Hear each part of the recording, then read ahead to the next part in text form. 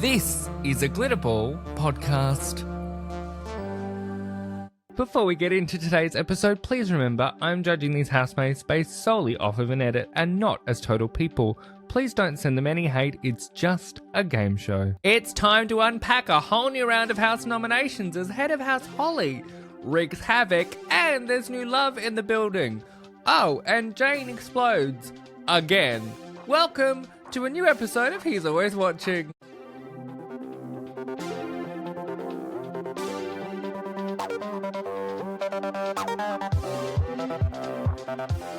From Glitterball, this is He's Always Watching, a Big Brother podcast.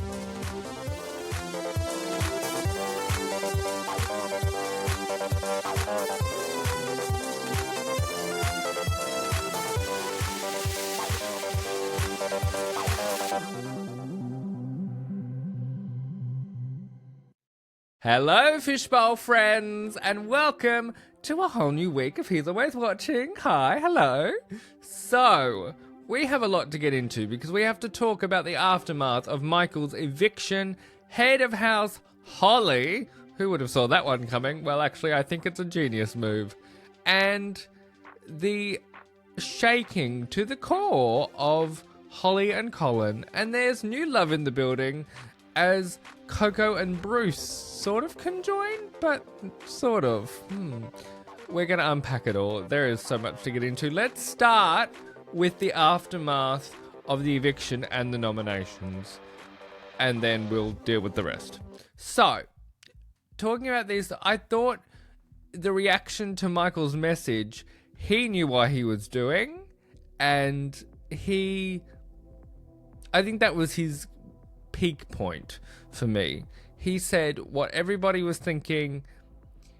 I think this was smart. It was calculated, but it set the cat amongst the pigeons. And I really do think it has further hammered home, and we'll get into why I think about this a little bit later on. But it's really hammered home to me that the relationship between Colin and Holly is totally fake. It's not real. There's not an ounce of realness to it.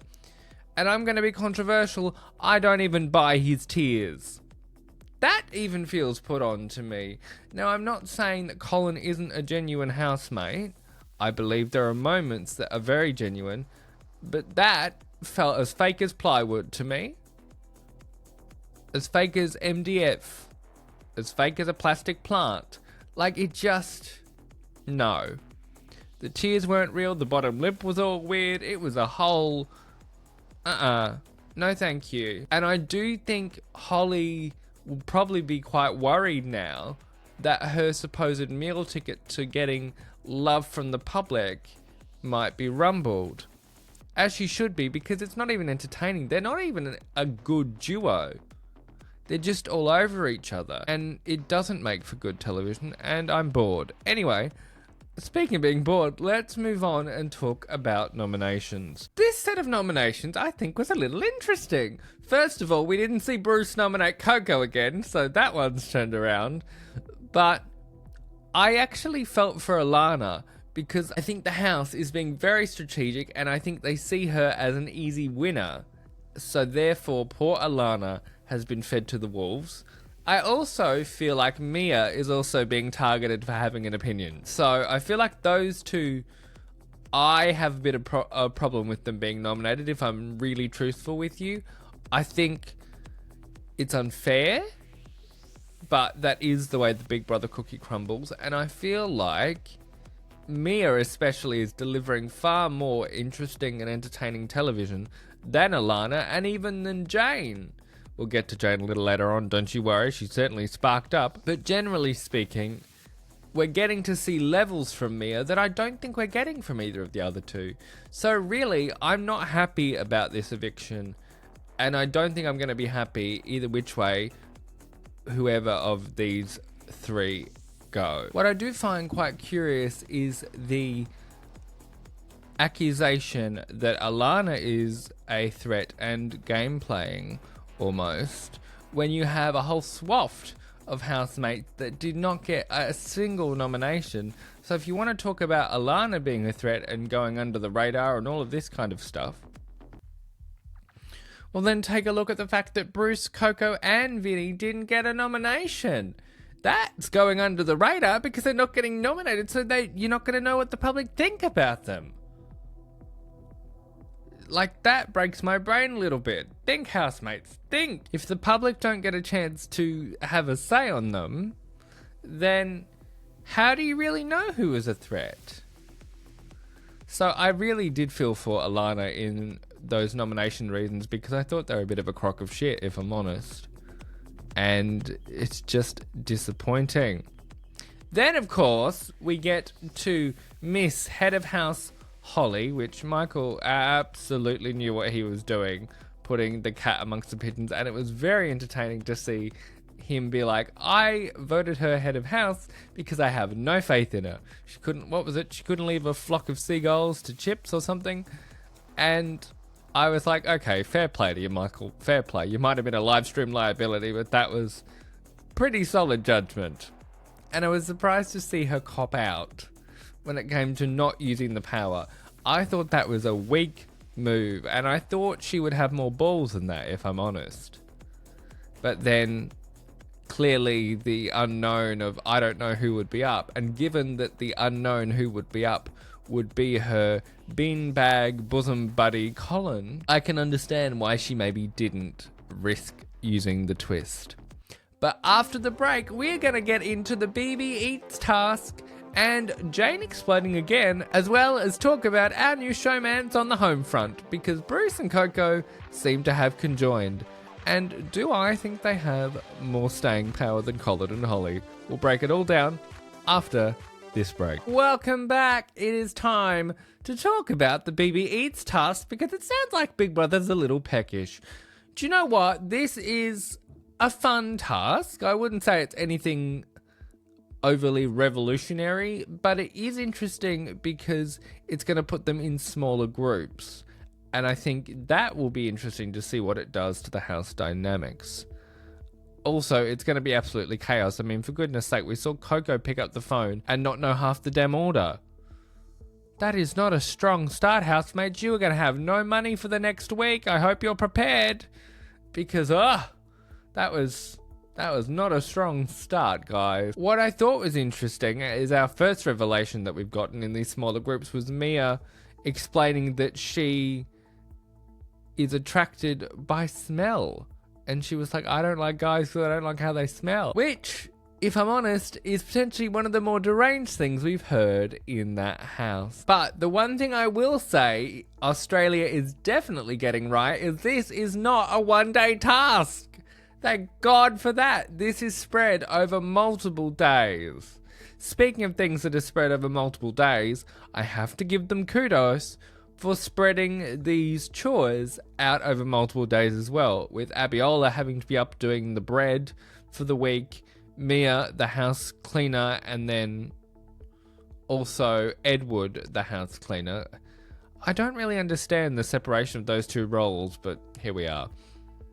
But credit where credit is due, they're not just making them do it for a day, it is a whole week, and I think that really ratchets up the pressure, so it's really going to be interesting to see who gets paired with who as this week of BB Eats tasks goes on, and whose feathers that ruffles. And I'll be keeping my eye out because I think it will be interesting to see if Jane and Bruce get paired again, given what happened.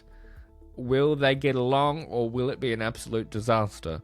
Either way, I can't wait to watch. But let's talk about Jane, because Jane absolutely lost the plot yet again. This woman has no middle ground. It is 10,000 or 0, and there is nothing in between. And her approach was totally wrong here because she didn't let the boys speak. She immediately got very worked up and bent out of shape.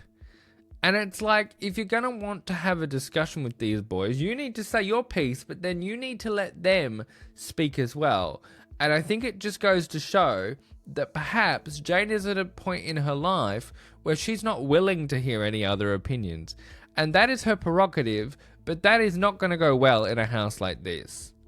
Because that's what that moment really showed to me, is that she is just unwilling to hear any other opinion but that of her own or someone closer to her age. And it was an absolute unmitigated disaster, Jane. I don't know what you were thinking. But to round out this episode, let's talk about the new showmance on the block. I am, of course, talking about Coco and Bruce. And if anything, as I said at the top of the show, these guys show that Holly and Colin are absolutely incompatible. Because forced or otherwise, because you could argue that maybe this is forced from a production angle, given that romance sells apparently, these two actually have chemistry. These two have banter. These two have a connection. Whether it's forced or otherwise, the connection is far more genuine than the one between Colin and Holly. I'm just saying it like it is.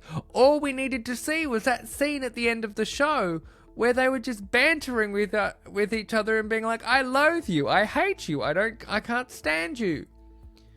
Miles more chemistry and banter and connection than Colin and Holly by a country mile. So, if anything, Big Brother, by showcasing this showmance, has just exposed their other showmance for being a total crock of shit. So I don't know whether that was the smart move, given that you were trying to make Colin and Holly the power couple. Is it now going to be Bruce and Coco?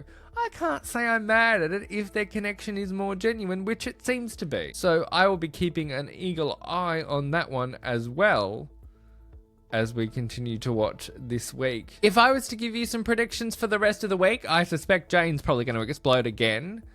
And I actually expect that Bruce might explode. He feels like he's on the precipice of telling people what he really thinks, and I don't know that that's going to go well. The other one who I have my eye on to see how she copes now that she's nominated is Alana, because I feel like we don't know a great deal about Alana, and I wonder whether her being nominated will force her out of her shell. Time will tell with that. However, that is your lot for the first part of this week's podcast. So I will see you again very, very soon, where we'll continue to keep an eye on Bruce and Coco and the BB Eats task and whatever else Big Brother throws at these housemates, because I'm sure that's not all this week. I will see you again very, very soon. If you enjoyed this episode, please share it with a friend and leave a 5-star rating on whatever podcasting app you're listening to it on. And until next time, remember, Big Brother's not the only one who's always watching. Take care.